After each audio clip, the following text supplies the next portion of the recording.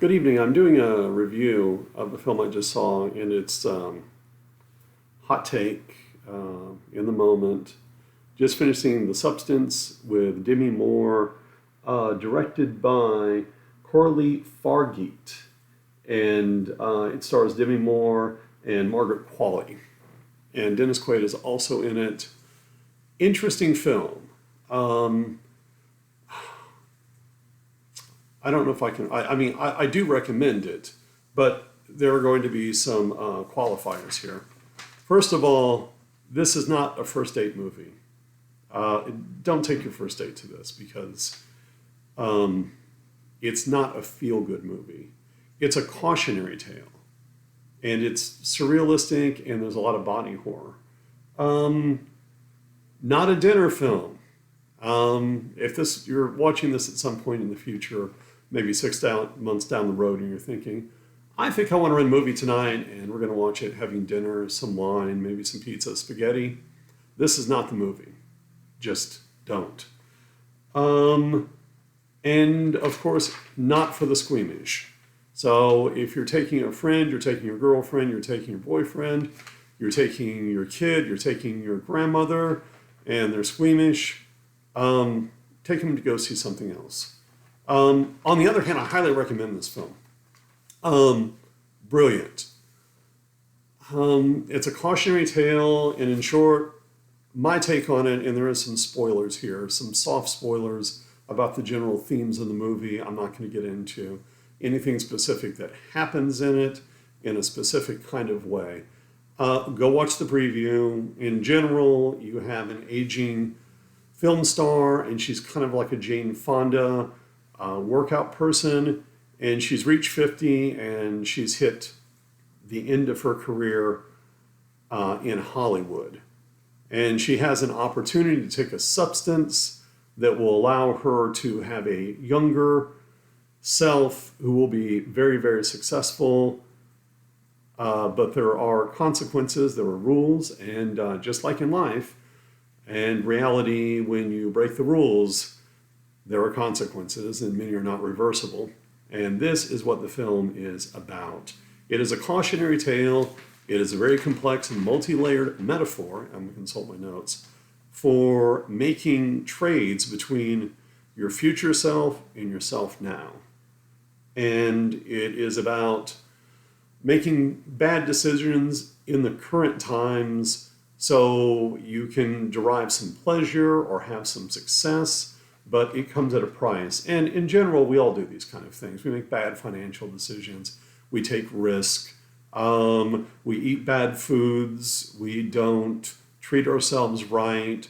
I think for guys, it's stuff like getting sports injuries and work-related injuries and that sort of thing. For women, it's has different issues, and that's really what the focus of this film is about. I think that if you are a woman, you will identify with this a lot. But if you're anyone who's, thought about, geez, I'm this age I am now, and boy, if I would have known how hard it is to just go out and do things, and maybe you have to take some kind of medications, maybe you have to do a lot of different things.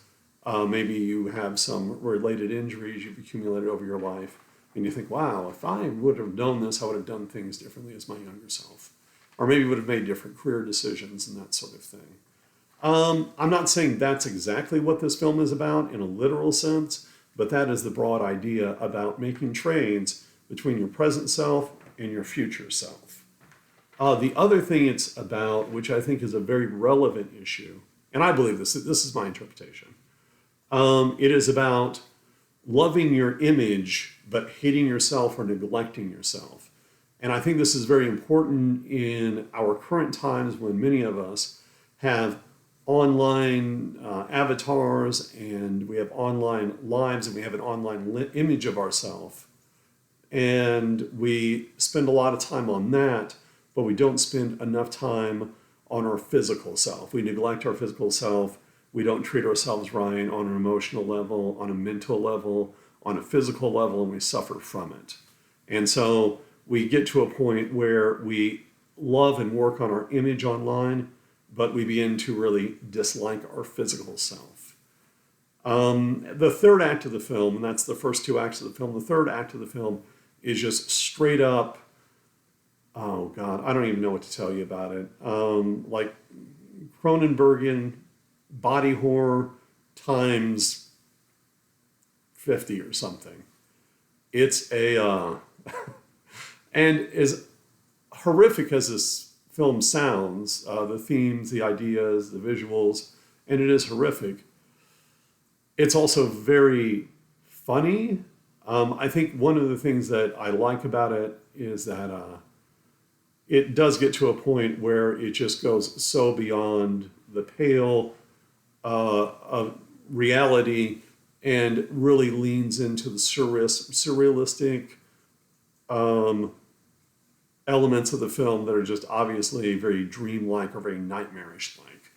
And you can laugh at it maybe the same way you might laugh at something like a John Waters movie or like a Farley Brothers film, for example, like Kingpin. But the tone is not that, but there are horrific scenes in those movies that are just so extreme and so ridiculous that you are taken out of the reality of the film, thankfully, and you can find humor in them. So anyways, again, I would recommend this film. This is, I heard before I went and saw it, this is Demi Moore's best film. I absolutely agree with that. The director, brilliant work. Actors, great work. This new actress, Margret Qualley, is wonderful. She was also in Kinds of Kindness, another great film. Again, not a first date movie. I'm not going to get into it. But just be prepared. It's again not a film for the squeamish.